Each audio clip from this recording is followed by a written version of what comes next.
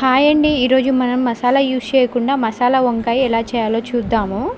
ఏం లేదండి, first oil వేసేసుకొని అందులోనే వంకాయలు, టమాటాలు, కొంచెం చింతపండు గుజ్జేసుకొని ఫ్రై చేసేసుకోవాలి. తర్వాత పల్లీలు, నువ్వులు వేంపుకొని మిక్సీ అయితే పట్టేసుకొని పక్కన పెట్టుకోవాలి. ఇందులో అయితే కారం, పసుపు, ఉప్పు అన్నీ వేసేసుకొని మంచిగా ఫ్రై చేసేసుకోవాలి. ఇదంతా ఫ్రై అయిన తర్వాత మనం ముందు మిక్సీ చేసి పెట్టుకున్నాం కదండి నువ్వులు, పల్లీలు, వాటిని మొత్తం దీంట్లో అయితే వేసేసుకోవాలి. దీన్ని వేసుకున్న తర్వాత కలుపుకోకుండా అలానే మూత అయితే పెట్టేయాలండి, కలపకుండా.